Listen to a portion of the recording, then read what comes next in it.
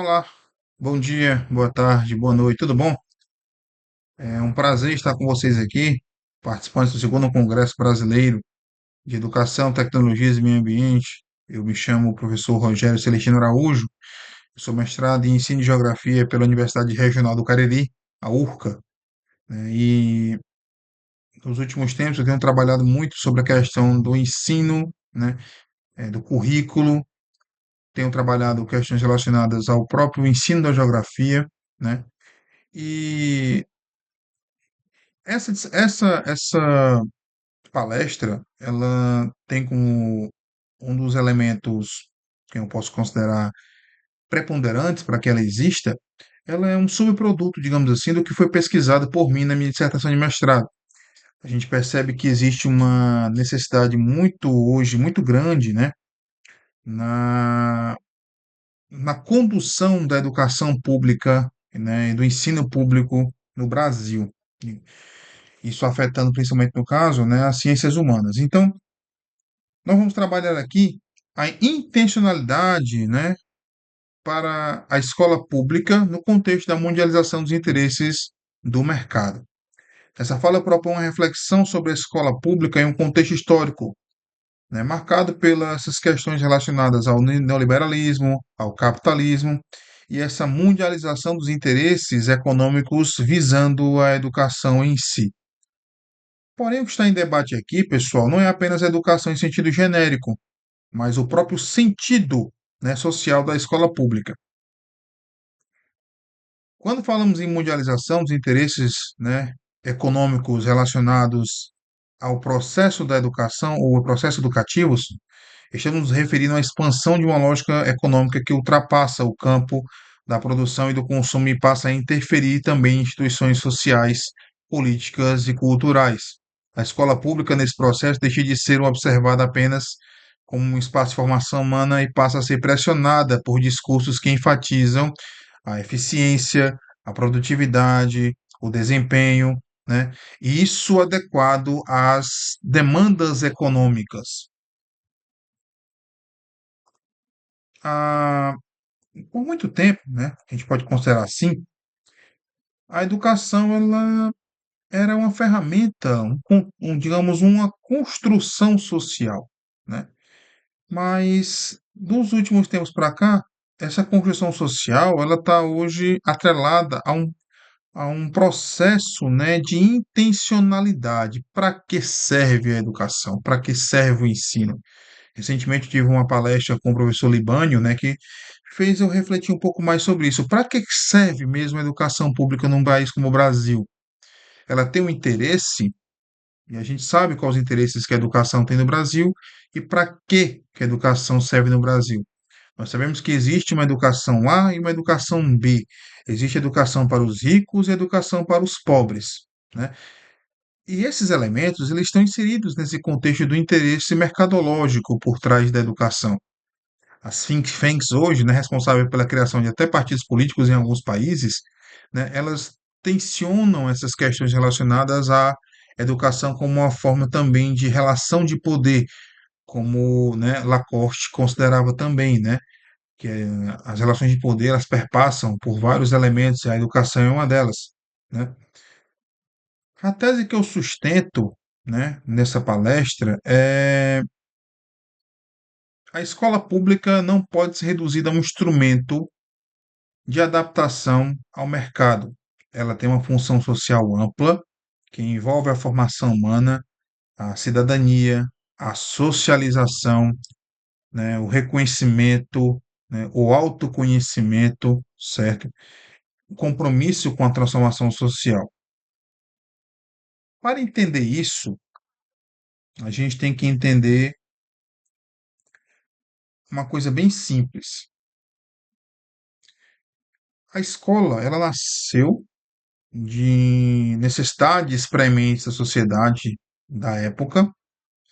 Ela foi concebida, né, para a socialização do conhecimento. Ela foi concebida, né, inicialmente para ser uma estrutura ampla e de lá para cá ela tem sofrido, né, com os processos contemporâneos em que ela está envolvida, Na Idade Média tínhamos uma educação, na Idade Moderna já tínhamos outra, né? Na Idade, perdão, na Idade Média, né? Moderna e na contemporânea, a gente tem estruturas educacionais totalmente diversas, né? Essas estruturas, elas perpassam por necessidades sociais, políticas e principalmente econômicas das épocas em que elas estavam inseridas. A educação que temos hoje era totalmente diferente da educação de 40 anos atrás. Só para você ter uma ideia, né? Hoje a gente tem a possibilidade de ter tecnologias informacionais dentro da sala de aula, o que era impossível há 40 anos atrás, vamos colocar nesse contexto, né?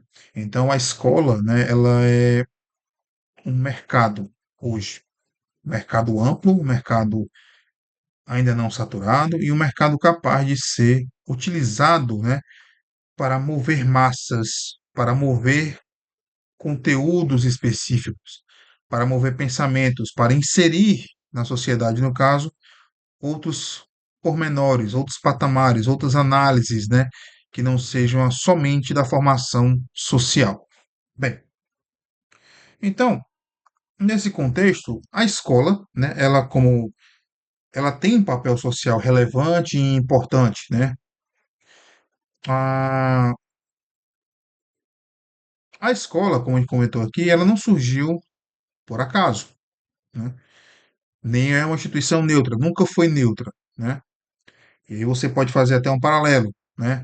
Antigamente você tinha escola para rapazes, escola para moças, escolas militares, estamos voltando até nesse contexto, né? Escolas para uma classe A, B, C, né? E isso mudou? Não, não mudou.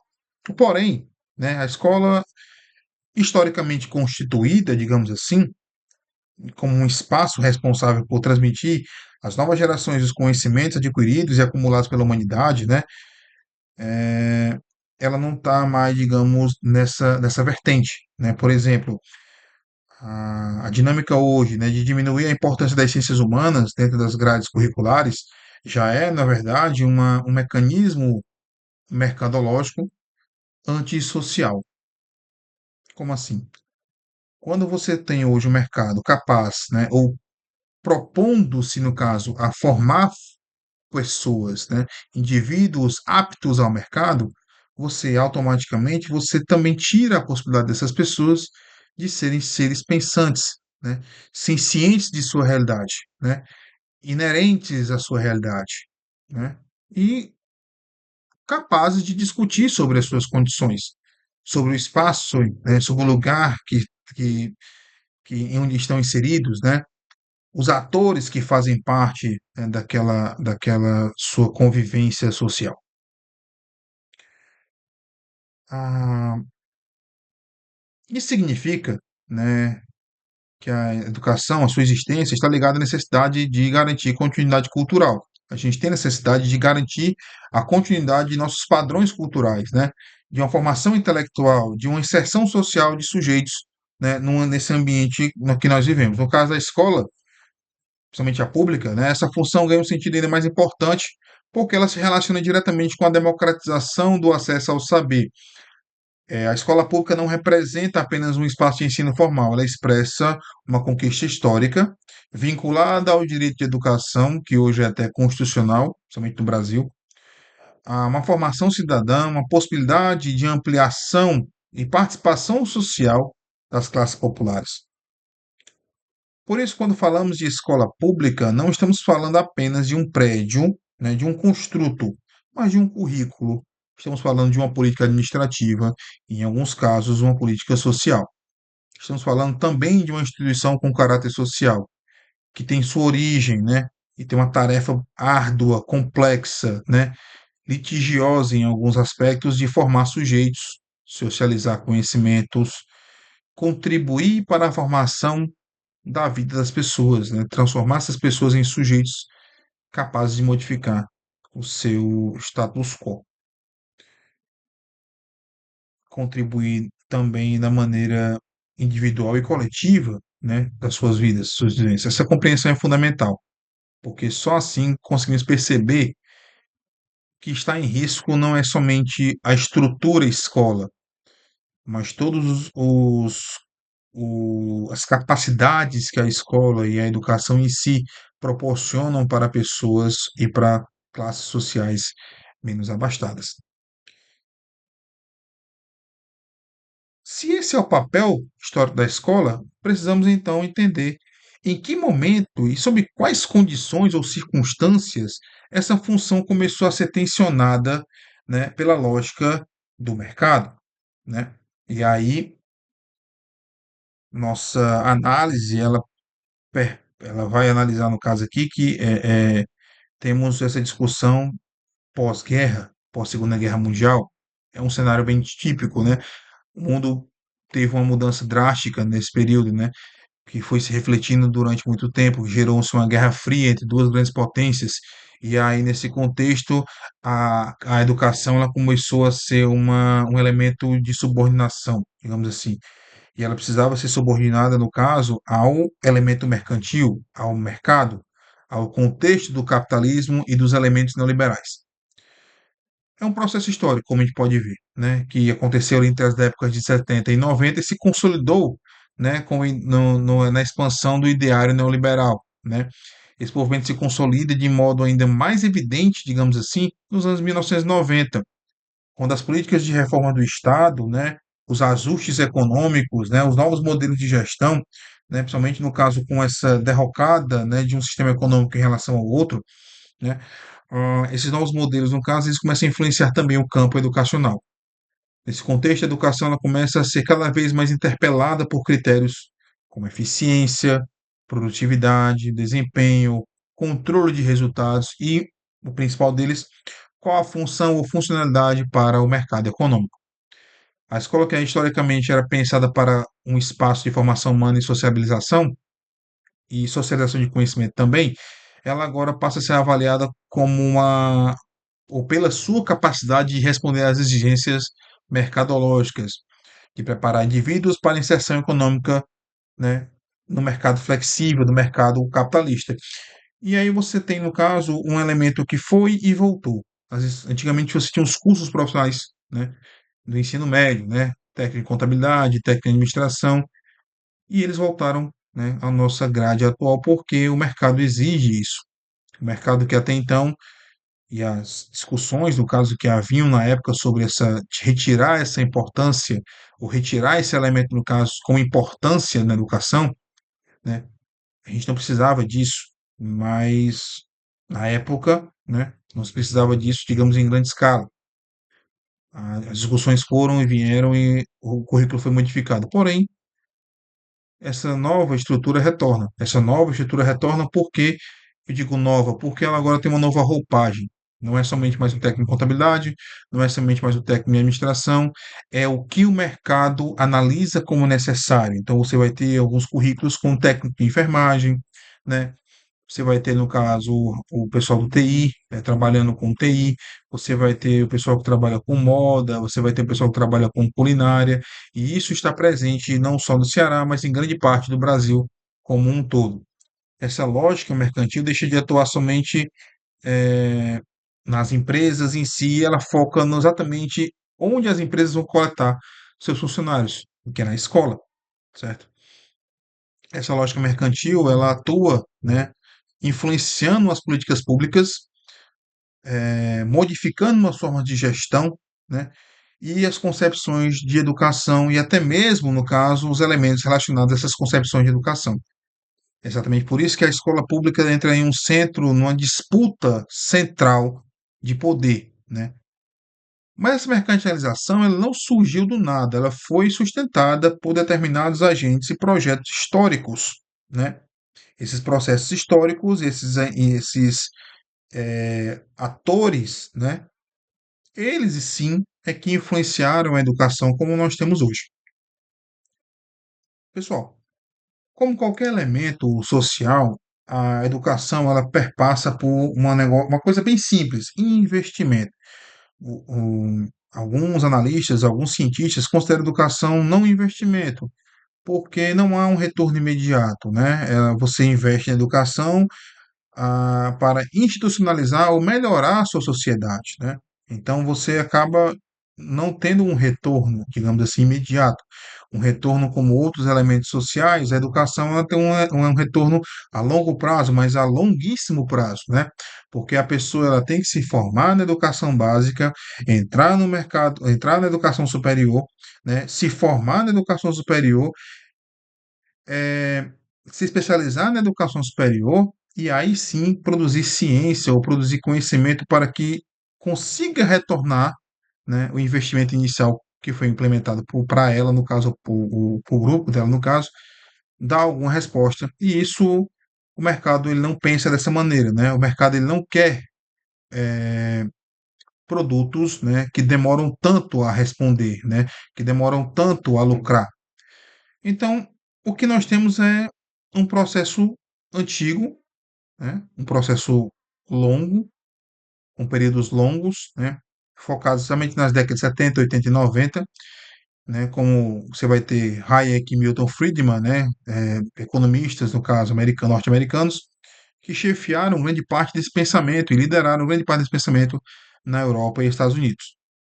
A mercantilização da educação não pode ser explicada como uma simples mudança técnica ou administrativa. Ela é uma estratégia, na verdade, de mudança. Ela faz parte de um projeto político-econômico e ideológico vinculado ao avanço do neoliberalismo nas últimas décadas do século XX.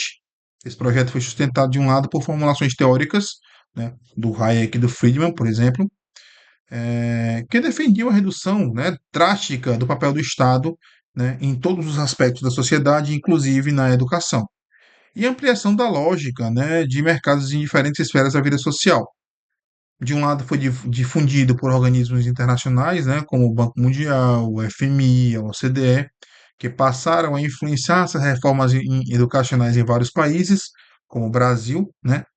E isso fica bem claro, por exemplo, em que uma semente plantada em 1990, né, que foi suplantada por algum tempo, e ela está retornando com força à nossa atualidade, porque o mercado está pressionando o governo a que isso aconteça, né? Infelizmente, quem domina as políticas públicas em qualquer país é o dinheiro, né? Digamos assim, nesse contexto. Nesse processo, a educação começa a ser tratada não mais prioritariamente como um direito social, mas como um investimento, como eu disse a vocês. Só que esse investimento ele agora vai ser de curto prazo, né? Não mais de longuíssimo prazo. Um serviço, né, de cunho estratégico, né? E até como resposta funcional também às necessidades do desenvolvimento econômico. E isso fica claro, por exemplo, nas discussões que você tem de como Lacoste. Lacoste coloca a educação como um dos elementos que são capazes de gerar essa rede, né, ou estão ligados a essa rede de poder que nós temos na sociedade. A educação ela forma pessoas para um grupo A, um grupo B, um grupo C e por vários outros grupos no caso. Então, a educação que você tem na escola A não é necessariamente a mesma educação que você vai ter na escola B, certo? Por quê? Porque lá você vai ter uma estratégia, um currículo, né, um elemento por trás da escola que demanda e que instrui, digamos assim, a educação para aquele nicho de pessoas, certo? Mas a escola pública, então, ela deixa de ser vista apenas como um espaço de formação humana, nessa parte, porque a escola pública, por que que eu foco na escola pública? Porque a escola pública é exatamente onde está tendo essas maiores mudanças, as mudanças mais, digamos, visíveis, porque a escola pública ela está na base da sociedade brasileira e de alguns países, onde você vai ter a maior quantidade de pessoas usufruindo dela, né, em sua jornada, digamos assim, de vida. Então, nesse contexto, ela deixa de ser um espaço de formação humana e passa a ser interpretada como instrumento de competitividade, né, produtividade e adequação social. Então, a escola hoje, ela forma pessoas para esse mercado, né, capitalista selvagem, né, onde o que importa, no caso, é a sua produtividade, a sua eficácia. Portanto, a mercantilização da educação ela não é neutra, né? Ela expressa interesses concretos, né, e uma determinada concepção de sociedade na qual nós estamos inseridos, né? E a escola, nesse contexto, ela é medida agora como uma utilidade econômica. Se esse projeto se consolida historicamente, a próxima questão é entender como ela aparece, né, na prática dentro da escola pública. Como é que a gente vê a escola pública hoje nesse cenário, né? Bem, muito simples.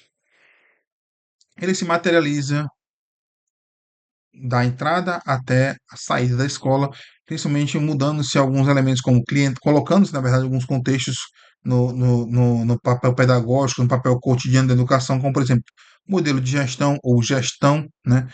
Clientela, certo? E por aí vai, né?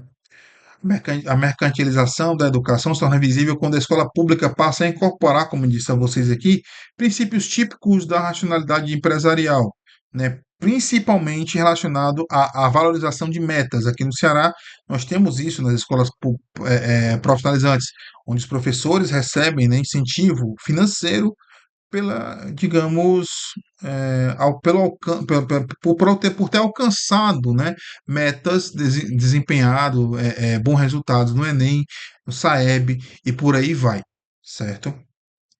Essa valorização, né, ela fica é um elemento central, né, hoje dentro das escolas públicas estaduais do estado do Ceará, principalmente nas escolas profissionalizantes.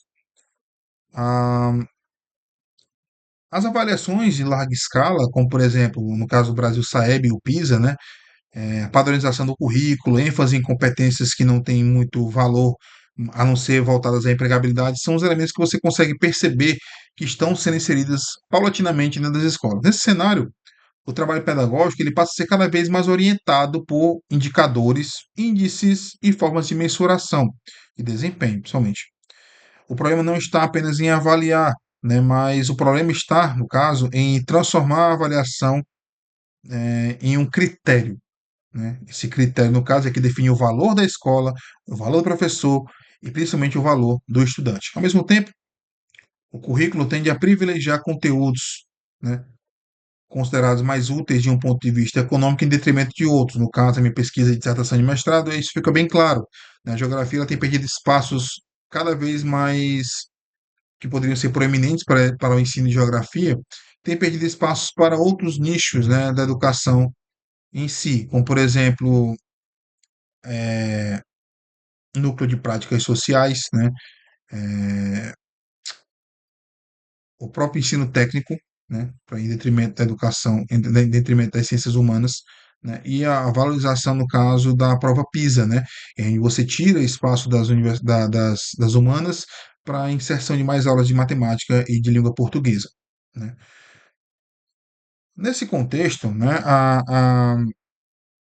a parte crítica, né, a parte de formação crítica, né, dos cidadãos, ela acaba sendo pormenorizada, ela acaba sendo esquecida, digamos assim, né? Isso não é interessante para o mercado, um funcionário que pense, um funcionário que seja capaz de refletir sobre a sua condição, seu status quo. Assim, a educação deixa de ser compreendida, perdão, principalmente como um processo formativo e passa a ser organizada segundo critérios de funcionalidade, rendimento e adaptação às demandas do mercado.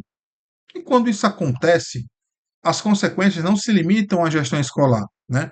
Elas atingem a própria função social da escola e seu entorno, certo? Bem, ah, que consequências seriam essas, né, digamos assim, dessa mercantilização? Em primeiro lugar, elas são profundas, né? E nesse contexto, elas enfraquecem a compreensão da escola como um ambiente formador, né?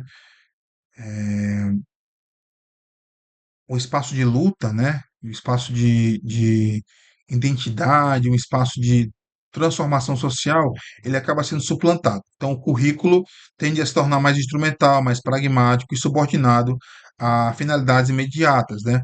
Eu estou desenvolvendo um artigo agora sobre o projeto Jovem de Futuro da Fundação Uniban. Então, a gente fica é bem perceptível essas questões. Em segundo lugar, né, o trabalho docente passa a sofrer maior controle. O professor deixa de ser visto prioritariamente como intelectual da educação e passa a ser cobrado por metas, resultados e seu desempenho, no caso assim, criando padrões. Isso, pessoal, produz uma intensificação grande de trabalho, né, do trabalho. O professor ele perde a sua autonomia pedagógica, ele perde espaço, né, dentro da escola e as políticas educacionais, elas entram em uma cartaz, né? E essa criticidade, né, que você tem nas ciências humanas, por exemplo, elas acabam sendo suplantadas. Então, o contexto é, não se ensina a se pensar, se ensina-se a reproduzir, né? Nesse contexto, a própria ideia de educação, né, como a gente colocou aqui, como direito social, ela vai sendo fragilizada, né? Em vez de priorizar a formação crítica, como a gente comentou aqui agora, a socialização do conhecimento e a emancipação dos sujeitos, né, elas ficam em um segundo plano. A escola ela corre um risco muito grande de ser reduzida a uma instância de adaptação de exigências do próprio mercado, né? Ou seja, um lugar somente para a produção de funcionários mais capazes. Quando a gente olha para um cenário internacional, percebemos que a mercantilização da educação ela não é um fenômeno somente no Brasil, né? A Unesco ela tem alguns dados de expansão global desse contexto, em de aproximadamente aí, 350 milhões de crianças e jovens elas estão no setor educacional não estatal e muitos governos financiam essa estrutura, né? Mais ou menos os 204 países que compõem a Unesco, né, 171 em 2021, já tinham ali em torno de 20, 30% de investimento na educação não estatal. E o que seria educação não estatal? Seriam escolas, né, de cunho filantrópico, digamos assim, ou por exemplo, como nos Estados Unidos tem no caso, as think tanks, digamos, né, que são entidades que recebem dinheiro do governo formar a nova geração de pensadores, né? E isso você pode perceber, por exemplo, no Brasil, né, com alguns tipos de formação de que você tem hoje de escolas políticas, né, e de algumas estruturas, né, como por exemplo as fundações, Fundação Lehman, a Fundação Ayrton Senna, a própria Fundação Unibanco, elas têm uma proposta ali no caso de criar o seu nicho, né, de pensadores, certo? Isso, né, esses números refletem que a presença de agentes privados na educação deixou de ser periférica e ela passou a ser central. Ela passou a integrar as discussões curriculares de investimento, né, de forma estrutural, certo? E nesse contexto, muitos sistemas educacionais, eles estão ali sendo ligados, né, ou estão ligados diretamente a fundações, do caso, neoliberais. Entre os casos emblemáticos, né, desse debate, podemos ter, no caso aí, países como aqui na América do Sul, o Chile, né? A Índia, o Paquistão, que são países com uma grande quantidade populacional, e Uganda, né? Que passou por vários problemas e passa por vários problemas, no caso, sociais, guerra civil e tudo mais. Então, Uganda tem um grande potencial econômico subutilizado. Então, uma empresa, uma estrutura dessas, entrando em países como o Paquistão, né, com a grande força produtiva, a Índia, né, se sobressaindo cada vez mais também na tecnologia, né, e Uganda, que tem grande quantidade de recursos naturais subutilizados, digamos assim, isso não é por acaso. Isso é porque o mercado acha interessante estar nesses ambientes, porque tem necessidades específicas, né, eh, no seu contexto econômico, no seu contexto de produção, no seu contexto de vivência, né, seu cotidiano. Assim, a mercantilização da educação deve ser compreendida como um processo, né, internacional que redefine políticas, formas de financiamento e acabam, né, modificando a função social da escola. Portanto, a mercantilização não muda apenas métodos de ensino, ela implementa novos modelos de gestão, ela redefine o modo como a sociedade compreende a escola, né? E isso fica claro quando os pais recebem, por exemplo, boletins com números melhores. Às vezes as crianças nem tiraram aquela nota, mas para não ir contra, né, a política econômica, ou a política estruturante que foi colocada ali naquele estado, né? Não pode reprovar crianças, não pode reprovar adolescentes. Então você coloca que a notas boas para a pessoa passar de ano, isso acaba tendo um reflexo de impacto interessante na sociedade, né? As pessoas começam a perceber que, na verdade, isso é um engodo, né? As pessoas não percebem nada, na verdade, elas são enganadas nesse processo, né? Mas esse processo não atinge de forma igualitária a todos, né? Ela tem efeitos desiguais e ajuda a aprofundar essas contradições, né, presentes na sociedade.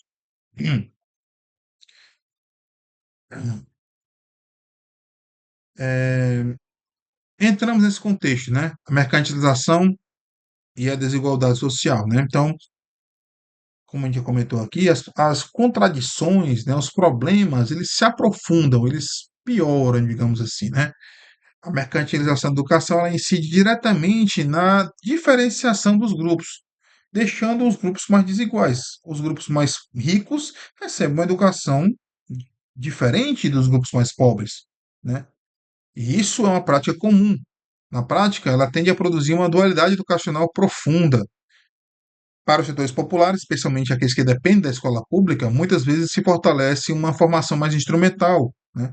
Uma formação voltada ao mercado de trabalho, e aí você vai ter, no caso, a disseminação das escolas profissionalizantes em alguns estados, em alguns países, aqui no caso do Brasil, aqui no estado do Ceará, por exemplo, a gente tem as escolas profissionalizantes que são a política pública educacional que nós temos aqui em maior voga, né? Já os grupos socialmente privilegiados, com maior acesso a recursos culturais e materiais, costumam preservar formas de escolarização mais amplas, mais densas, né, do ponto de vista intelectual e mais valorizadas socialmente, né? Isso significa que a educação subordinada à lógica mercantil, ela contribui para a reprodução das desigualdades, em vez de enfrentá-las, né? A escola em si ela acaba sendo suplantada, né, dentro dessa discussão. A escola pública, que deveria funcionar como um espaço de democratização do conhecimento, passa a correr risco de oferecer uma forma limitada, né, e, e fora do contexto em que ela foi criada, né, que é exatamente de produzir mentes, produzir um cidadão capaz de entender o seu status, né? Capaz de estar ligado ao lugar, ao território, à região que está inserido, entender o contexto, né, econômico em que está inserido, entender as relações comerciais, as relações políticas, as relações sociais em que está inserido, né? Os pobres eles acreditam, né, nesse contexto em que uma palavra que também em voga hoje, o empreendedorismo. Eles acreditam que o empreendedorismo é a forma mais fácil de você conseguir o seu milhão, que na verdade não é, né? Você consegue seu milhão se você for uma pessoa que já tivesse esse milhão até mesmo antes de você nascer. E aí é uma reprodução social que as pessoas não entendem isso, né? Existe o milionário que é um gênio que conseguiu, e isso é uma coisa rara, né? Ninguém consegue ser milionário do dia para a noite, né? Existem mecanismos, formas de você conseguir esse milhão, mas nenhuma delas passa você trabalhando 12, 14, 16 horas por dia, certo? O trabalhador médio, ele não vai conseguir ser milionário nem toda a sua vida, a não ser, né, que ele consiga ali um vislumbre, um insight, de desenvolver uma coisa muito importante e que venda para o mercado. Mas o trabalhador médio, né, ele não tem essa capacidade porque o próprio mercado não deixa que ele faça isso, que ele consiga, né, isso. Ah, nesse contexto, na nossa crítica à mercantilização da educação, ela é uma crítica pedagógica, certo? É uma crítica pedagógica porque ela influencia, né, ou está sendo influenciada diretamente por elementos políticos e sociais. Diante desse cenário, a gente temos que retornar à nossa pergunta central, né? Qual deve ser a verdadeira intencionalidade da escola pública, do meu ponto de vista, formar pessoas, cidadãos capazes de entender o seu lugar no espaço, né? Capazes de entender as possibilidades, né, que podem, né, podem mudar, né, a sua vivência, o seu status quo. Bem, a, a verdadeira intencionalidade da escola pública nesse contexto é sofrer hoje pressões, né? Ela sofre muitas pressões, né? Porque ela tem uma sua finalidade hoje reduzida. A formação de sujeitos ajustados hoje tem que ser as exigências econômicas e não as exigências cognitivas, digamos assim. Sua intencionalidade precisa estar vinculada à formação humana integral, né? E não mais, né, perpassando no caso aí, ela não pode mais, digamos assim, ser um aporte de socialização do conhecimento, de construção de cidadania, desenvolvimento de consciência crítica. Ela não pode ser mais assim, a escola não pode mais, porque a intenção do mercado hoje é criar uma escola reprodutora ou criadora de pessoas capazes de estar inseridas no mercado de trabalho. Isso significa que a escola, como espaço em que o estudante não é apenas para aprender conteúdos. Ele desenvolve a capacidade não pode mais desenvolver a capacidade de entendimento de sua realidade, né, de participação social ou de elaboração crítica, né, sobre o mundo em que vive. Ela deve hoje preparar o aluno para uma vida em sociedade e voltada para o mercado de trabalho. É claro que a escola não está desconectada do mundo do trabalho, nunca vai estar. Todos nós aqui, no caso, passamos para a escola e hoje trabalhamos em determinadas áreas específicas, né? Mas a questão não é essa. Há uma diferença decisiva entre dialogar sobre o trabalho e ser subordinado, no caso, à educação mercadológica, digamos assim. Quando a educação perde sua centralidade formativa e passa a servir predominantemente a lógica econômica. O que acontece? Ela deixa de cumprir a função de formar sujeitos capazes de compreender, questionar e transformar a sua realidade. Certo? Isso é um fato. Por isso, defender a escola pública de hoje, ou hoje em dia, não é apenas defender uma instituição, é defender um determinado projeto de sociedade que foi pensado já há muito tempo e que serviu para muita gente, no caso, sair de uma condição social mais desigual, né? Ou pior do que estava, para uma sociedade hoje, uma condição social hoje melhor, certo? Defender a escola pública, nesse contexto, significa defender uma escola como um direito social, pessoal, não como mercadoria. Significa defender a escola como espaço de formação crítica, democrática, emancipadora, né? Significa resistir nesse processo de redução do conhecimento, redução da importância da escola, né, a um simples recurso funcional, né, a uma utilidade econômica imediata. Não, a escola não é só isso. A escola pública continua sendo uma instituição estratégica, né, para a democratização do saber. E isso fica bem claro em sociedades hoje que até um pouco tempo atrás eram paupérrimas, como a China. A China hoje desenvolve a educação como um pontapé para que sua própria sociedade se desenvolva, né? Um estopim, um propelente, né? Para que a sociedade se desenvolva e cresça cada vez mais, né? A, a educação, ela precisa democratizar o saber para enfrentar desigualdades, né? Ela precisa formar sujeitos, no caso, para que esses sujeitos se posicionem historicamente, né? Para que entendam o seu papel na sociedade. Quando defendemos a escola pública, defendemos também a possibilidade de uma sociedade menos excludente, mais justa e mais democrática, certo? Nesse contexto, portanto, o debate sobre a escola pública não é um debate restrito à pedagogia. Ela envolve disputas muito mais amplas, certo? Sobre Estado Democrático de Direito, democracia, cidadania, conhecimento de futuro, sociedade, certo? E isso é uma discussão de caráter urgente, né? A sociedade está doente, certo? E isso é uma condição que precisamos hoje trabalhar fortemente. É justamente a partir dessa concepção ou dessa compreensão que podemos chegar à conclusão dessa palestra, certo? Onde podemos reforçar nossa tese aqui de que, ao longo do que nós apresentamos, mostramos que educar a escola pública, no contexto da mundialização dos interesses do mercado, ela vem sendo atravessada por diversas pressões que tendem a redefinir sua função social, né? Essas pressões, elas expressam, né, ou se expressam através de reformas políticas curriculares, de gestão, né, de avaliação e orientadas pela eficiência, pelo desempenho e pela funcionalidade. Ou seja, professor bom é aquele que consegue desenvolver os alunos para o mercado de trabalho, né? Os caras que conseguem, professor bom é aquele que consegue colocar os meninos na universidade A, né? No curso A. Isso, né, está voltando com muito mais força hoje, né? O professor ele vai ser aquele cara, ou a escola, na verdade, né, justamente com o professor, são a escola, é o cenário, digamos assim, né? O cenário perfeito é aquela escola é boa porque colocou tantos alunos na universidade no curso X, certo? E isso não é o papel central da escola. O papel da escola não é esse, certo? Entretanto, a escola pública não pode ser reduzida a este horizonte, né? A sua razão de ser está ligada muito mais além do que isso, que trata da formação humana, né? Da socialização, né? Da produção do conhecimento, né? Da cidadania crítica e do enfrentamento das desigualdades sociais.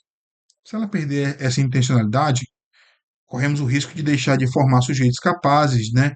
De se adaptar a outros elementos que não sejam elementos relacionados ao mercado. Por isso, gostaria de concluir essa reflexão com uma outra reflexão, né? Que é defender a escola pública, é defender o conhecimento, defender cidadania, é defender democracia, é defender justiça social. E mais do que isso, é defender a educação como um elemento de melhoria social, certo? Bem, a, essa palestra toda, pessoal, né? Essa minha análise, essa minha tese que eu defendo é que a escola pública não pode existir apenas para atender as demandas do mercado. Ela precisa se autoafirmar, ela precisa se reafirmar, antes de tudo, como uma estrutura milenar, né? Uma estrutura que sempre esteve conosco, sempre esteve formando, né, pensadores. Nós somos talvez a geração que vai formar menos pensadores de toda a nossa história humana, porque a gente está preocupado hoje em produzir funcionários, produzir mais e mais pessoas capazes de operar máquinas do que mesmo refletir sobre as suas possibilidades, sobre os seus entendimentos, sobre o seu cotidiano, o seu entorno, o seu lugar, o seu espaço, né? Entender por que que o meu bairro é assim, por que que meu estado é assim, por que que o país é assim, por que que o país B é daquele jeito, por que o país C é daquela forma, né? A educação sempre foi um elemento transformador, né? E eu fico muito assombrado quando eu vejo uma estrutura, né, como uma escola, ser deteriorada por um elemento sem corpo, digamos assim. Ele não tem um corpo, mas ele tem uma ideologia. O mercado ele tem uma ideologia muito forte, mas a escola tem um corpo. A escola é formada pelo bairro onde ela está inserida. A escola é formada pelos estudantes que vão lá todo dia. A escola é formada pelos funcionários que estão lá todo dia, do porteiro, o pessoal da merenda, né, o pessoal do que trabalha na manutenção e limpeza da escola, né, os professores, o pessoal da burocracia, né, os secretários, auxiliares de secretaria, e os professores e os coordenadores, o pessoal que pensa a parte pedagógica. Uma escola é um organismo muito grande, amplo, que tem um corpo, uma estrutura, né? Temos escolas seculares, né? Como, por exemplo, o Colégio Dom Pedro II, no Rio de Janeiro, né? São escolas que têm uma história gigantesca, certo?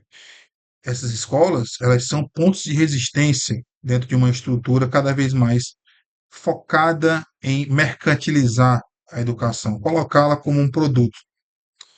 Então, é isso, certo? A nossa escola está perdendo cada vez mais a sua importância em detrimento de elementos econômicos.